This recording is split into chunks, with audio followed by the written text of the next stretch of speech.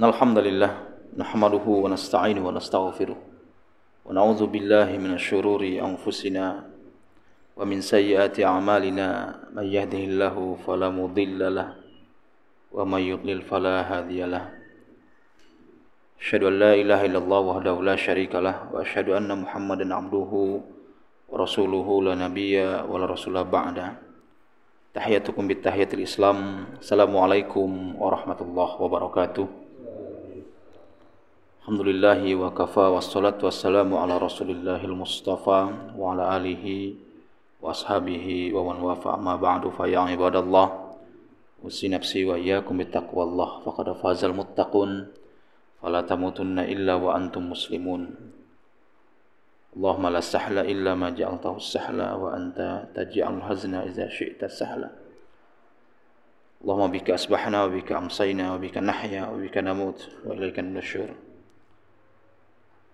Jamaah Masjid As-Samad rahimani wa rahimakumullah, bersyukur pada Allah Subhanahu wa taala pada pagi hari ini. Alhamdulillah dengan izin Allah kita dapat bertemu di tempat yang insyaallah tempat yang paling mulia di antara tempat-tempat yang ada di dunia ini, yaitu rumah Allah Rabbuna Tabaraka wa Ta'ala.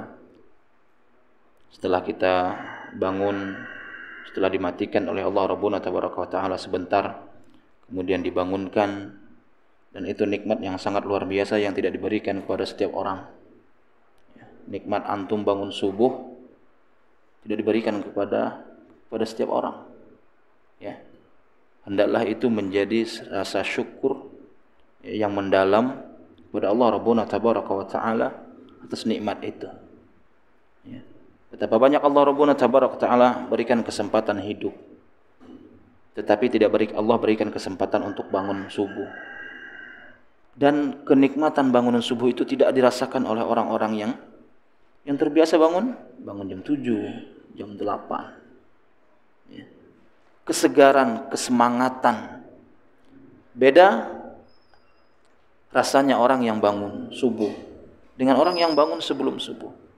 Apalagi Nabi SAW menjanjikan, ya, barang siapa ya yang keluar dari rumahnya membaguskan wudunya, ya, bi ahsanil wudu, dengan sebagus-bagusnya wudu, ya, kemudian ya keluar dari rumahnya menuju masjid, ya, untuk melaksanakan ya salat subuh berjamaah.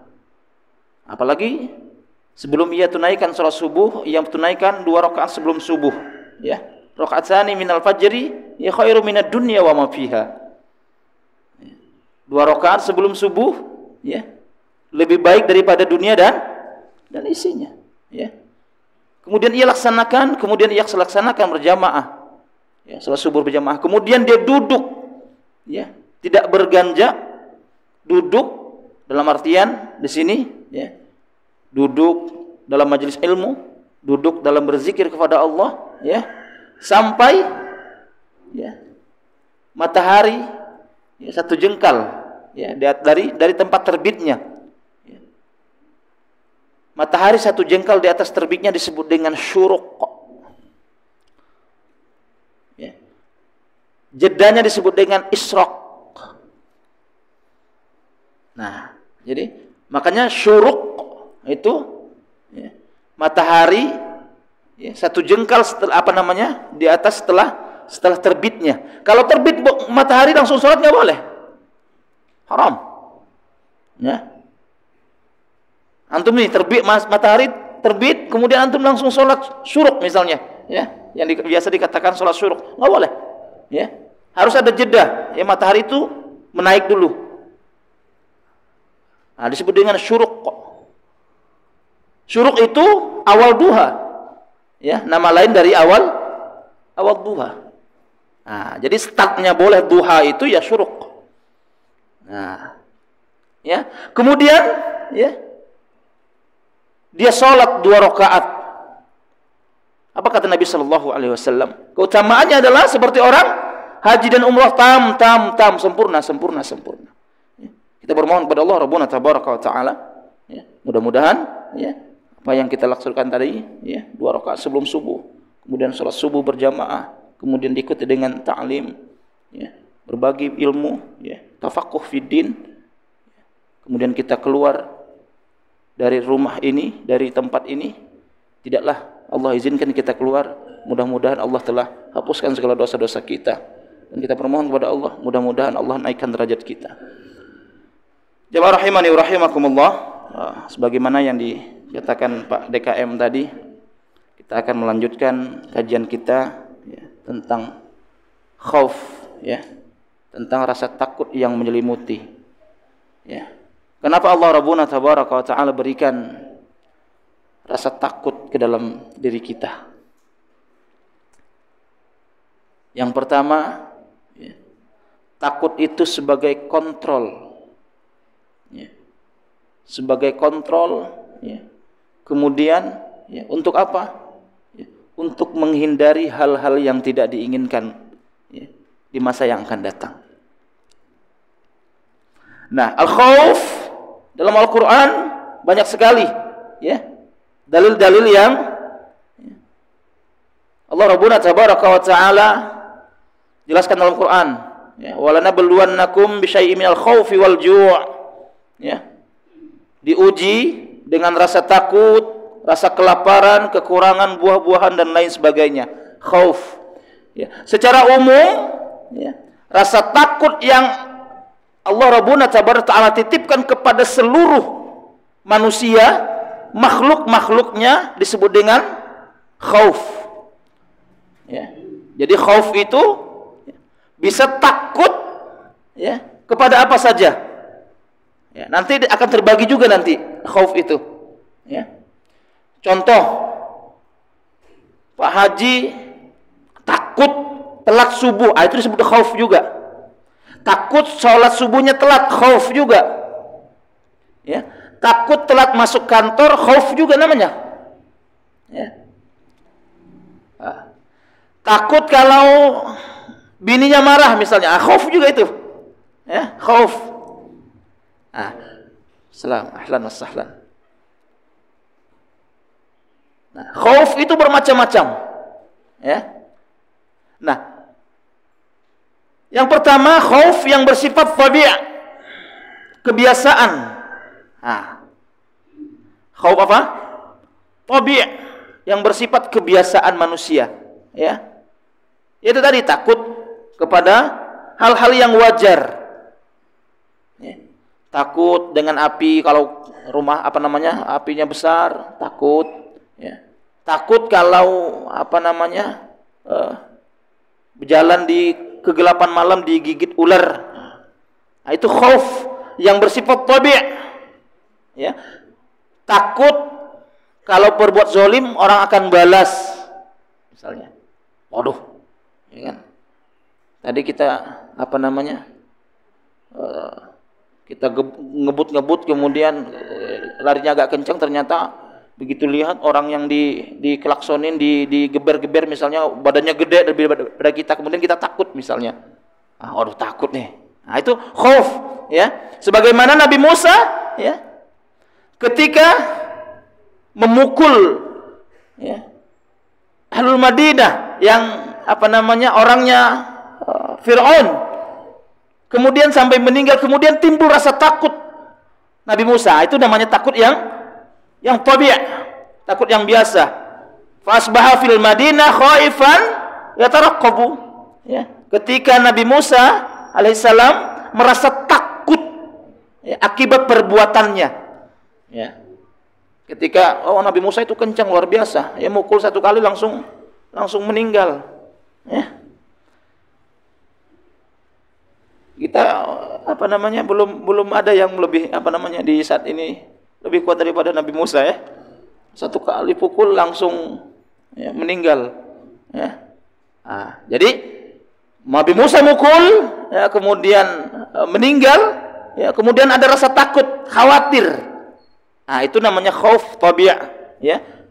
Takut yang dititipkan oleh Allah Rabbuna tabaraka wa ta'ala kepada setiap makhluk.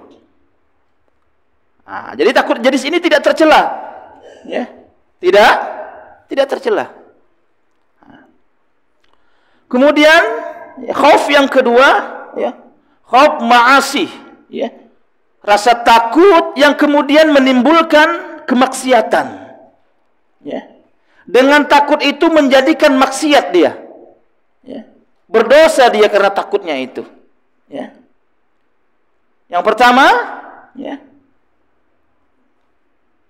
rasa takut menyebabkan meninggalkan amar ma'ruf dan nahi mungkar. Nah, jadi khauf ma'asi, rasa takut yang kemudian menimbulkan kemaksiatan, membuat berdosa. Ya. Rasa takut ini, ya, menyebabkan ia melakukan kemaksiatan. Contoh, ya,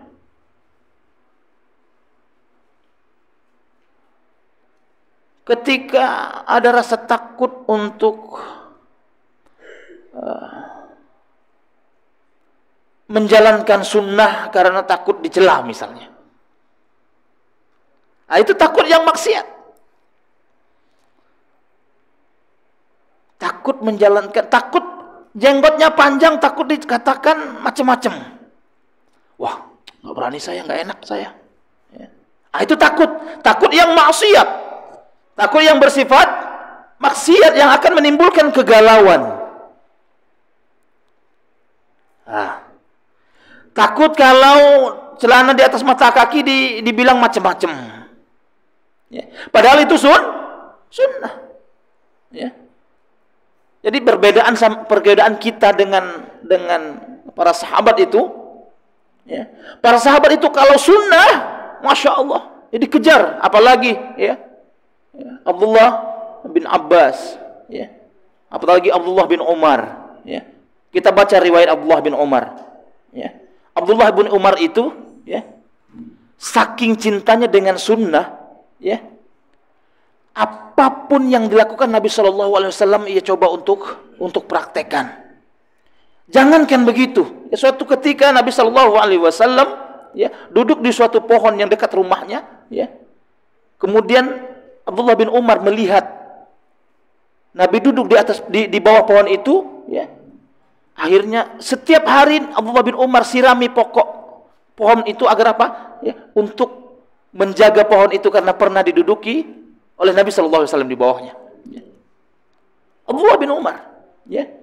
Bahkan kata Aisyah radhiyallahu anha, ya, orang yang paling konsisten mengikuti Nabi Shallallahu Alaihi Wasallam adalah Abdullah bin Umar.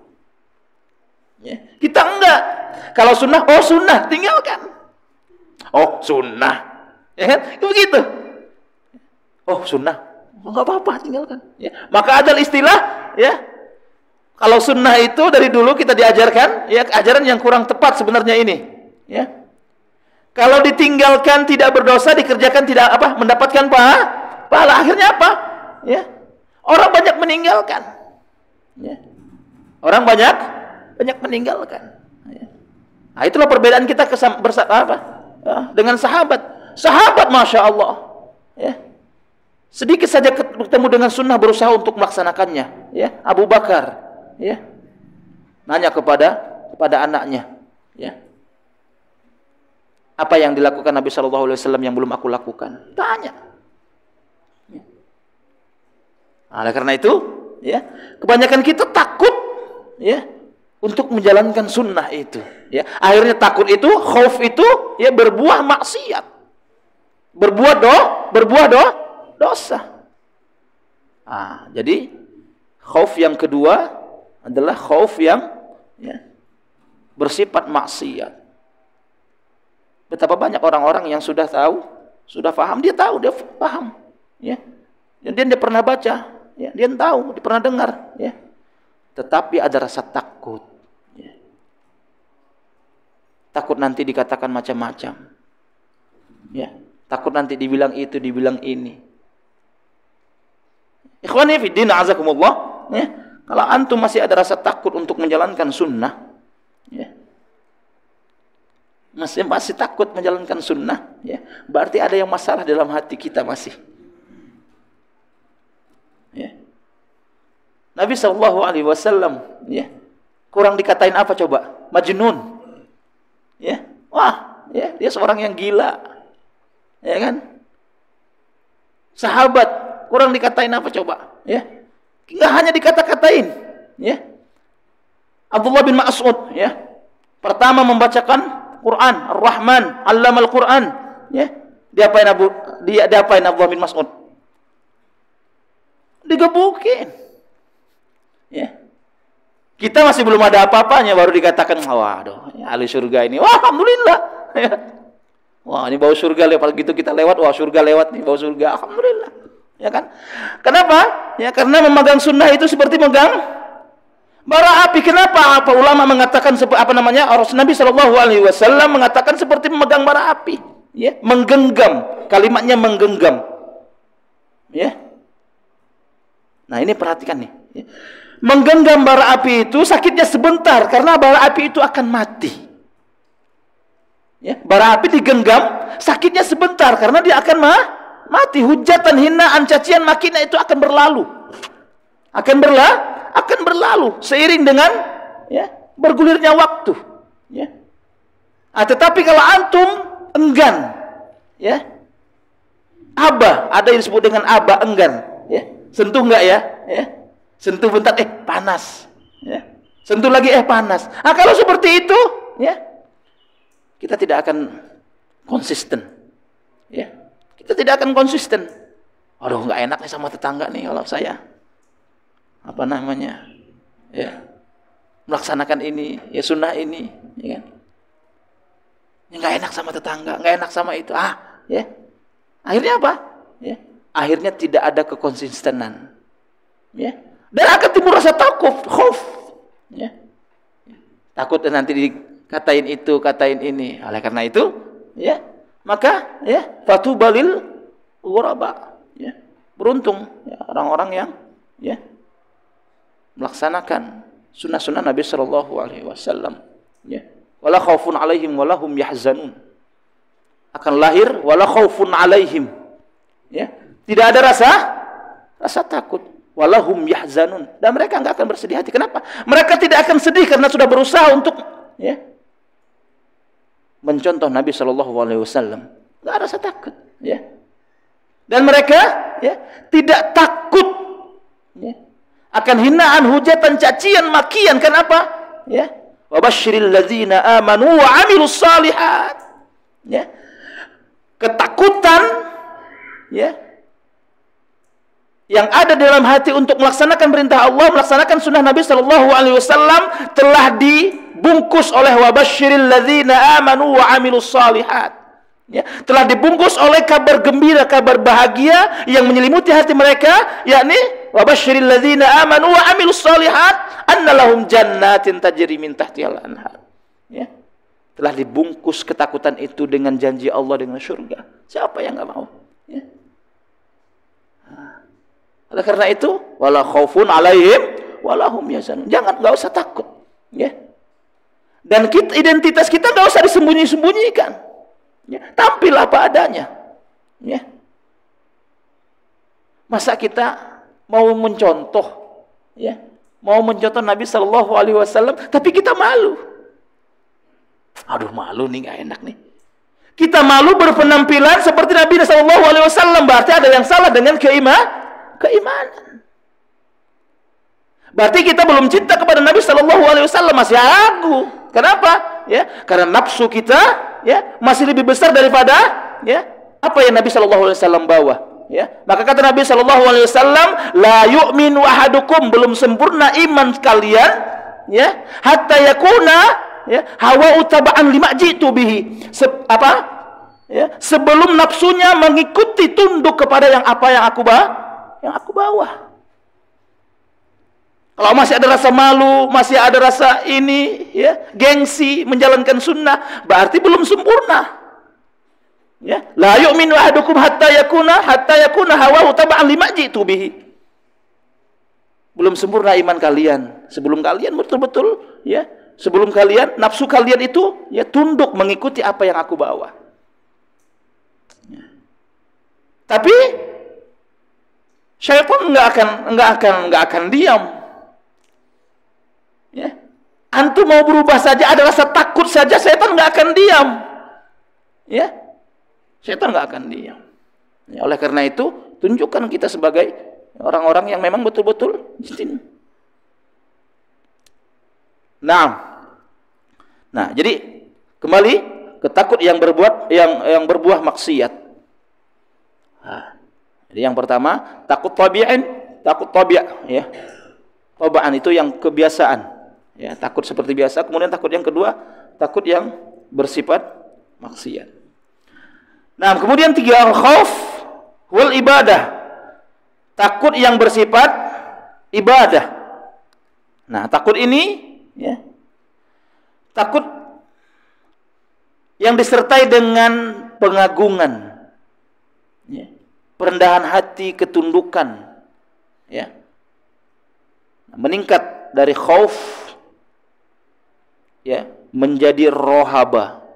Nah, jadi bisa digeser nggak nih? Tingkatan takut yang pertama dengan khauf yang dititipkan oleh Allah Rabbuna Tabaraka Ta'ala kepada semua kita, tidak hanya kita, ya, para makhluk juga ada rasa takut. Ya, itu disebut dengan khauf. Ya, meningkat khauf itu, ya, dari khauf karena ada rasa takut, ada rasa kekhawatiran, ya, meningkat khauf itu menjadi rohaba. Contoh misalnya, ya, antum berdoa, ya, kemudian takut doa itu nggak dikabulkan. Nah, khauf meningkat menjadi rohaba. Takutnya itu bukan lagi khauf, tetapi meningkat menjadi rohaba. Paham? Ya, antum sudah sholat, kemudian sudah sudah berjamaah, kemudian ada rasa takut, ya, kemudian dosa tidak diampuni, ada rasa takut, kemudian dosa-dosa masa lalu itu membayang-bayangi, ada rasa takut, kemudian doa tidak dikabulkan, ada rasa takut, kemudian, ya, istri tidak mau patuh, ya, itu khauf meningkat, khauf rasa takut itu menjadi rohaba. Nah, takut yang disertai dengan, ya, hal-hal yang ya tidak diharapkan.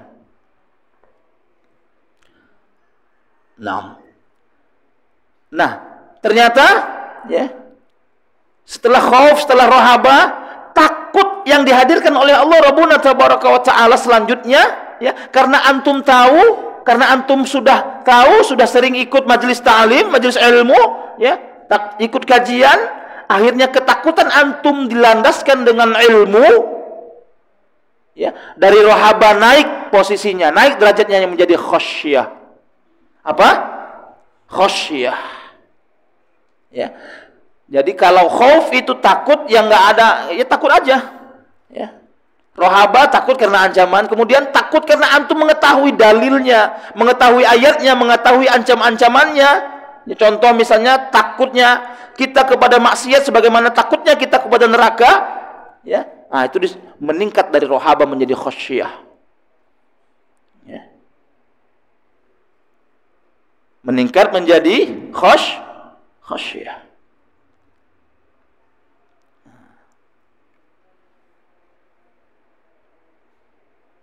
Dan khasyah, ya, itu yang pertama hanya dimiliki para nabi, para rasul, dan ulama, orang-orang yang berilmu.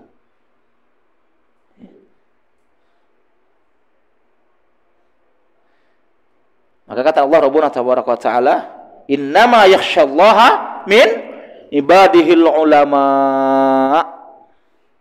Khasyah itu dititipkan oleh Allah Rabbuna Tabaraka wa Ta'ala, ya, hanya kepada para ulama. Ulama itu artinya bukan hanya orang-orang yang menguasai kitab, yang menulis kitab, tidak, ya.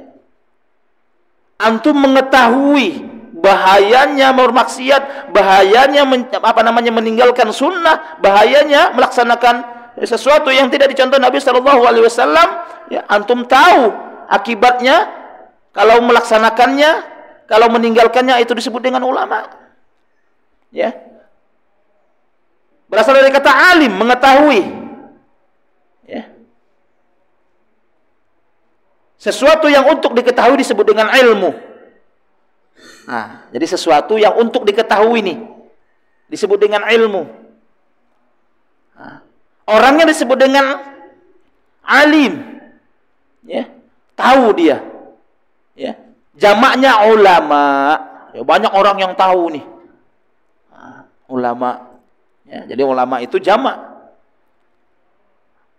Dan ketika seseorang itu tahu, ya, bagaimana, ya, Allah janjikan kenikmatan-kenikmatan ketika dia melaksanakan perintah Allah, ya, melaksanakan apa yang Allah Rabbuna Tabaraka wa Ta'ala perintahkan dalam Quran, ya, berusaha untuk semaksimal mungkin untuk melaksanakan sunnah Nabi Shallallahu Alaihi Wasallam, ya, dan dia tahu, ya, kemudian dia tahu juga, ya, akibat dari dia melalaikan perintah Allah, ya, menjalankan sesuatu yang tidak dicontoh Nabi Shallallahu Alaihi Wasallam, dicontoh para sahabat, dicontoh, ya, para tabi'in, ya, maka dia tahu, ya, maka dia boleh dikatakan ulama karena mengetahui sesuatu, tidak semuanya, ya.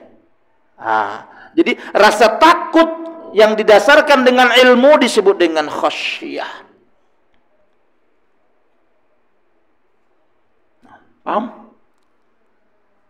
Rasa takut yang dihadirkan oleh Allah Rabbuna Tabaraka Ta'ala karena antum mengetahui, karena antum faham, ya, karena antum tahu dalilnya, ya, tahu ayatnya, tahu konsekuensinya, disebut dengan khasyah. Beruntunglah, ya, orang-orang yang, ya, dititipkan oleh khasyah, ya. Antum takut, kemudian suatu saat nanti, ya, setelah kehidupan dunia ini, antum takut nanti diusir oleh Nabi Sallallahu Alaihi Wasallam dari surganya, dari telaganya, afwan, ya. Akan ada orang yang akan terusir, ya, dari telaga Nabi Sallallahu Alaihi Wasallam, ya. Yang para ulama dikatakan haud, ya. Haud itu, ya, telaga, ya, yang ketika seseorang itu minum, ya, maka dia tidak akan haus selamanya, ya. Dan akan ada golongan-golongan yang akan terusir, ya. Siapa yang ngusir? Bukan Nabi Sallallahu Alaihi Wasallam yang ngusir, malaikat, ya, yang akan mengusir, ya. Dan salah satunya, ya, adalah orang-orang yang melaksanakan, ya, apa yang tidak dicontoh oleh Nabi Sallallahu Alaihi Wasallam, para sahabat dan para tabi'in. Itu akan terusir dari telaga Nabi Shallallahu Alaihi Wasallam. Ya, makanya jangan sembarangan, ya. Nah, dan khasyah ini, ya, akan diberikan hanya kepada orang-orang yang, ya, beriman. Jalan untuk menuju khasyah itu, ya, dari khauf, rahabah, kemudian khasyah, hanya dititipkan kepada orang-orang yang beriman. Innallazina hum min khasyah rabbihim musyfiqun. Surah Al-Mu'minun ayat yang ke-57. Semua orang-orang yang takut kepada azab Allah, ya, mereka sangat berhati-hati, dan itulah mereka orang-orang yang beriman, ya. Maka beruntunglah, ya, orang-orang yang ditanamkan oleh Allah Rabbuna Tabaraka wa Ta'ala keimanan, kemudian pengetahuan, ya, tafaqquh fid din, ya, dalam agamanya, ya. Semoga, ya, kita adalah orang-orang yang, ya, diberikan rasa takut yang berbentuk khasyah kepada Allah Rabbuna Tabaraka wa Ta'ala. Nah, kemudian jamaah rahimani rahimakumullah,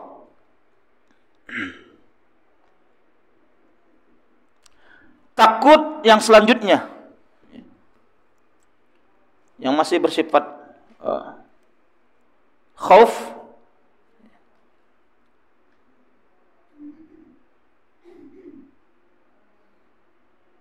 takut kepada Allah berupa takut kepada makhluk yang memiliki kekuatan, yang dianggap memiliki kekuatan, yang bisa membuat terkena hal-hal yang berbahaya. Nah, takut ini disebut dengan takut sir, takut tersembunyi, ya. Takut yang tersembunyi yang nanti berakibat, ya, timbul syirik. Syirik. Nah, contoh misalnya nih, ya, antum pulang misalnya takut lewat jembatan atau lewat pohon, ya, karena pohon itu ya dianggap ada penunggunya, misalnya gitu. Itu takut yang nggak dibolehkan, ya. Takut yang tidak diperbolehkan, yang akan berbuah ya kesyirikan nanti, ya. Karena menganggap pohon itu memiliki kekuatan. Nah. Kemudian contoh yang lainnya, ya. Ini terjadi banyak sekali di Indonesia nih. Ya. Takut terhadap barang-barang antik misalnya, barang-barang pusaka. Wah, keris ini harus disimpan di tempat yang istimewa, yang di kamar atau di tempat. Itu. Jadi kalau nggak disimpan nanti takut ini kerisnya membawa petaka. Sudah paham, sudah jelas semuanya. Ya. Jadi kalau tidak diperlakukan dengan khusus, maka akan menyebabkan hal-hal yang mudarat misalnya. Itu nggak boleh.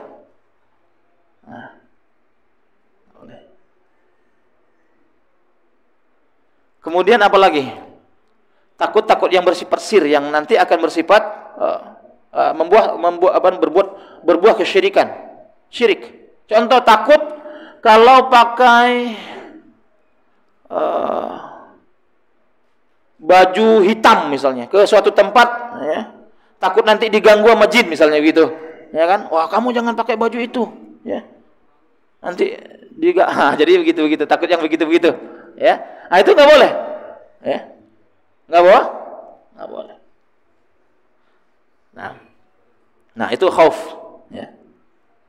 Nah, jamaah rahimani wa rahimakumullah, ya. Pentingnya rasa takut, ya, yang dihadirkan oleh Allah Tabaraka wa Ta'ala, yang pertama bersifat kontrol, ya, untuk mengkontrol kita, untuk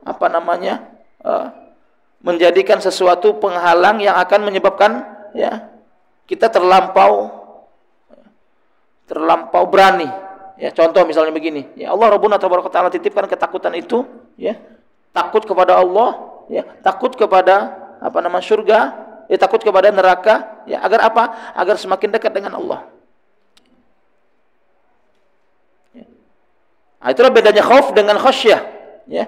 Kalau khauf itu takut menjauh, contoh, ya, takut dikejar debt collector misalnya, atau takut dengan binatang, kita akan menjauh, nggak mungkin kita mendekat. Jadi itu bedanya, ya. Jadi kalau khauf kita takut kepada sesuatu itu, ya, takut kepada binatang, takut kepada itu dan ini, kita menjauh, ya. Tetapi kalau khasyah, ya, takut yang kemudian melahirkan, ya, kedekatan kita kepada Allah. Jadi semakin takut maka semakin dekat. Nah, itu bedanya. Ya, semakin takut semakin dekat. Ya Allah, takut dosa tidak diampuni, ya, dekat dengan Allah, ya, pelajari, ya. Oh, ternyata, ya, tidak boleh berputus asa, ya. Allah jelaskan, hei pelaku maksiat, hei pelaku orang-orang yang dulu jauh dariku, ya. Janganlah engkau berputus asa. Oleh karena itu, orang-orang yang khasyah, ya, ternyata efeknya bukan semakin jauh dari Allah, semakin dekat kepada Allah. Khasyah melahirkan kedekatan kepada Allah. Semakin khasyah, semakin takut, semakin dekat kepada Allah. Ya. Semakin takut, ya, semakin berusaha untuk melaksanakan perintah Allah, ya, semakin takut, semakin cinta kepada Allah. Semakin takut, semakin semangat untuk melaksanakan sunnah. Semakin takut, ya, maka akan semakin khasyah, maka akan semakin berubah, ya, cara pandang, ya, cara penampilan, gaya hidupnya, ya. Kenapa? Karena khasyah, takut kepada Allah. Menyebabkan seseorang semakin dekat dengan sunnah, semakin dekat dengan Allah Rabbuna Tabaraka wa Ta'ala. Itu khasyah yang dilahirkan oleh ilmu.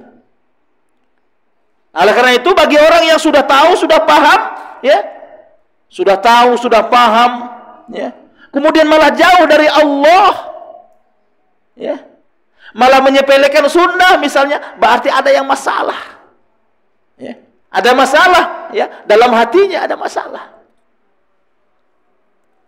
Udah tahu nih sunnah nih, ya, udah tahu sunnah nih, ya, udah tahu ini perintah ini, tetapi tidak dijalankan, tidak ada rasa takut, biasa aja, berarti ada masalah.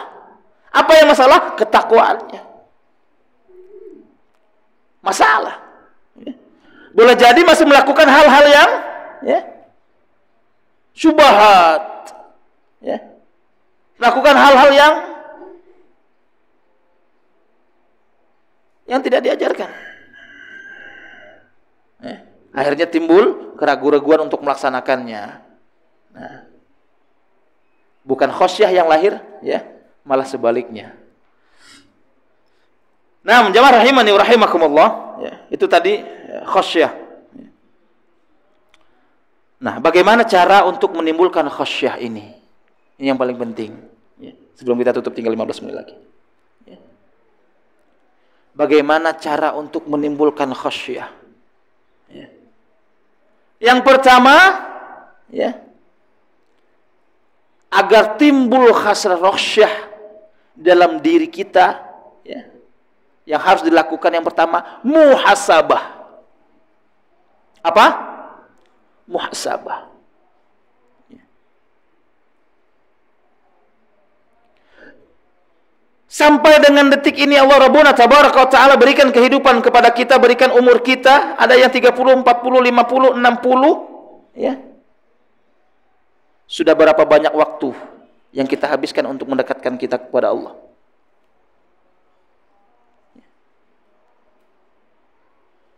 Sudah berapa banyak umur yang telah kita habiskan untuk, ya, mendekatkan diri kepada Allah, beribadah kepada Allah?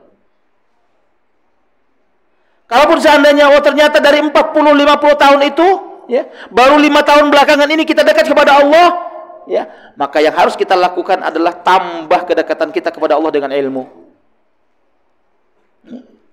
Rajin-rajin, ya, datang ke majelis ilmu. Karena dengan majelis ilmu itu menambah keilmuan, menambah pengetahuan, dan dari pengetahuan itu akan melahirkan khosyah. Tidak sempat untuk membuka kitab di rumah, saking sibuknya jualan online misalnya, ya sambil jualan online buka YouTube, tidak masalah, ya. Tapi tidak harus setiap setiap pengetahuan antum dari YouTube, ya. Belajar Quran misalnya antum dengan YouTube, antum nggak akan dapat secara pasti, ya. Harus talaqi sekali-kali, harus, ya, berhadap-hadapan, talaqi, ya, apalagi Quran, ya, harus talaqi. Enggak, saya sarankan, ya, kalau antum mau belajar silakan untuk buka YouTube untuk memulai memotivasi diri buka YouTube. Kalau buku Quran, ya, kalau Quran Anda sarankan antum jangan selamanya dengan YouTube, ya, meskipun kita ini memanfaatkan teknologi Ustaz misalnya gitu. Betul, antum betul, ya. Tetapi kalau Quran itu harus talaqi, ya. Tidak boleh semuanya antum dengan YouTube, ya. Contoh misalnya, ya, dipraktekkan ketika mengeluarkan huruf kha misalnya. Kha itu halki, ya, tenggorokan, ya. Antum bisa kha misalnya, ya, mungkin, ya, antum tidak sefasih, tidak sebisa melafalkannya seperti yang dijelaskan oleh, ya, guru-guru, ya. Contoh, kho nggak boleh monyong, kho. Nah, itu kan kelihatan kalau kita talaki, ya, harus kho, misalnya gitu. Nah, jadi silakan untuk memotivasi pertama, untuk menimbulkan semangat pertama untuk nonton itu nggak masalah. Tapi ingat, ya, jangan nonton itu bandingkan yang ini, bandingkan yang ini. Anda sering lihat itu, ya, membandingkan ustaz itu, membandingkan ustaz. Nggak usah itu dulu, nggak usah dicampuri dulu itu, ya. Ya. Yang jelas, ya yang pertama patokannya silakan untuk YouTube, yang penting sesuai dengan ya ada dalilnya, ya ada jelas, ya nggak ngarang-ngarang misalnya. Nah, silakan. Ya. Nah, ikhwan. Kemudian, ya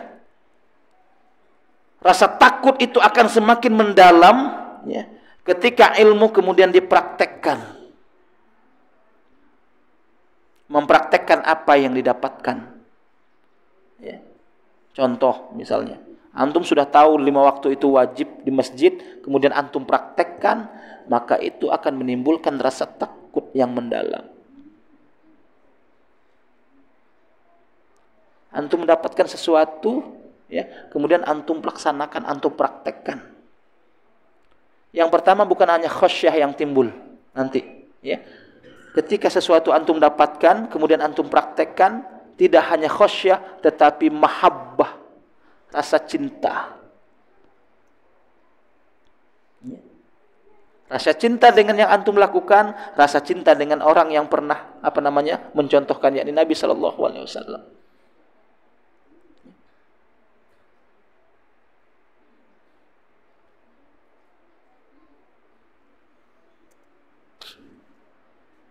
Nah, kemudian apa yang dilakukan?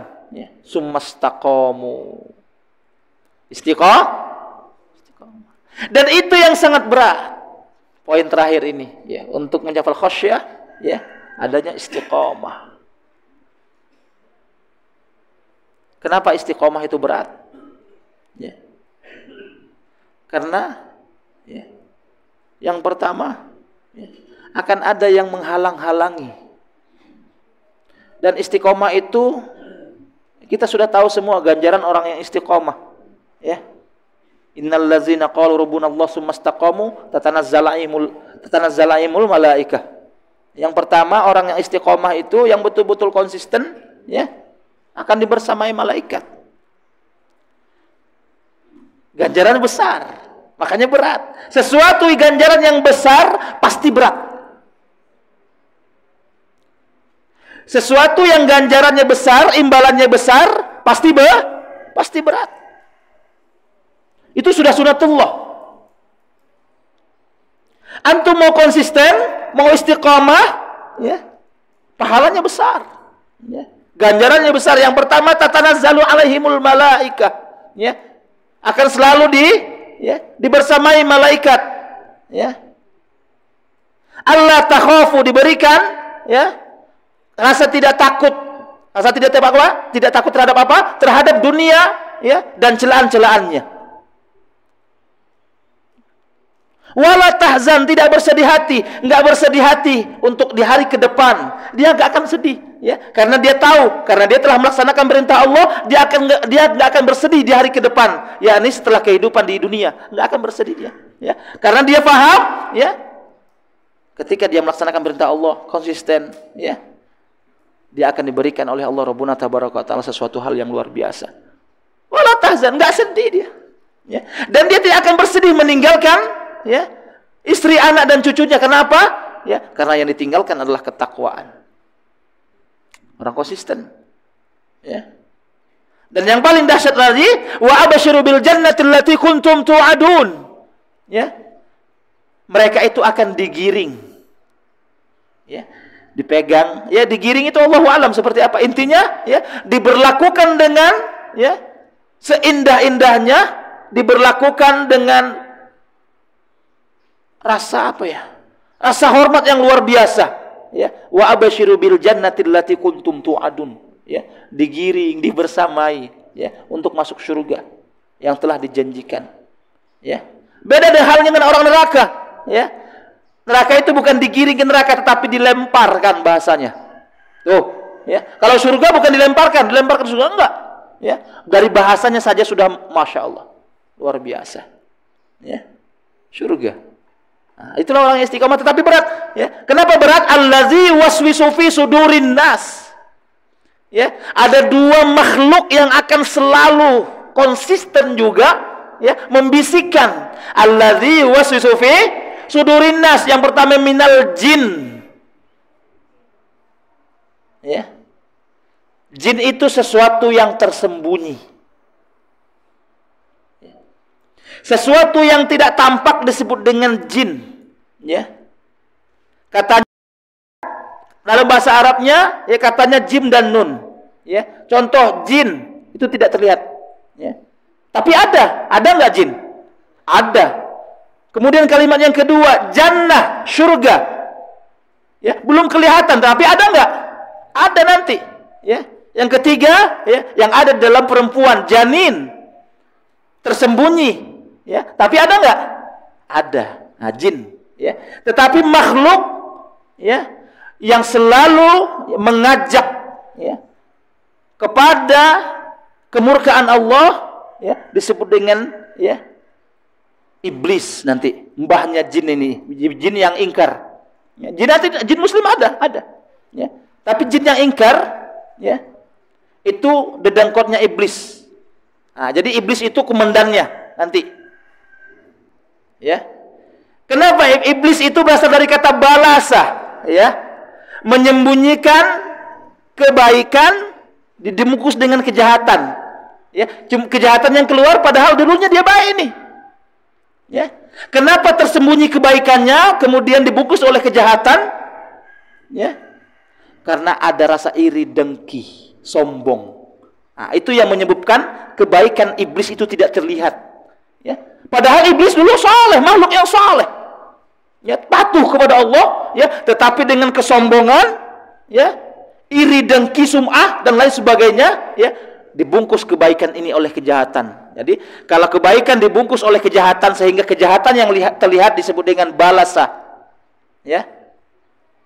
Orangnya disebut dengan iblis. Nah, tetapi ya, kalau sesuatu kejahatan dibungkus dengan kebaikan agar tidak terlihat disebut dengan labasa.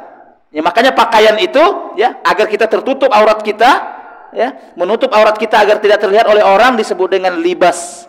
Ya, jadi pakaian bahasa Arab itu disebut dengan libas. Malabis. Nah, jadi menutup aurat, menutup keburukan dengan kebaikan agar tidak terlihat. Nah, disebut dengan libas. Nah, jadi begitu. Jadi, ya.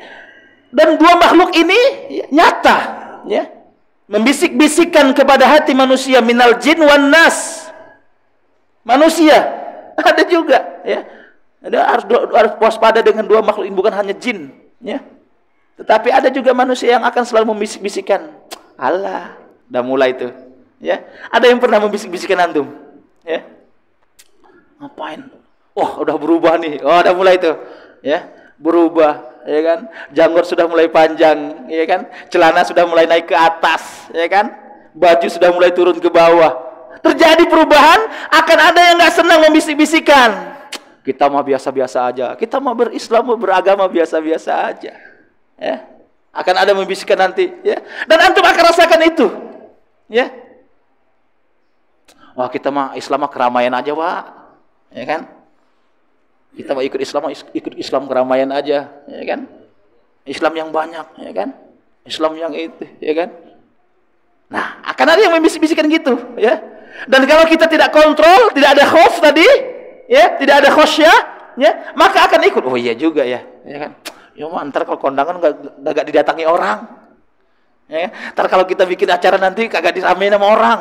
Ya kan? Oh kita beda dari orang, ya kan? Akan ada yang begitu, ya.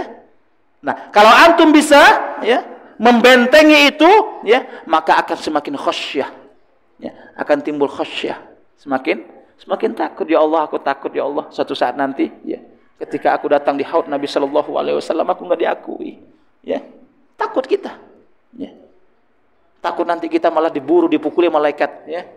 Tidak boleh mendekati, ya, haudnya Nabi Shallallahu Alaihi Wasallam. Ya Allah, kita sudah capek-capek, ya kan, melaksanakan sujud, ruku, melaksanakan sunnah, ternyata yang kita lakukan tidak sesuai misalnya, ya, dan nggak diakui, ya, nggak ada lisennya, nggak ada, ibaratnya nggak ada nggak ada SK-nya, ya kan, percuma, ya, nggak akan diakui, capek.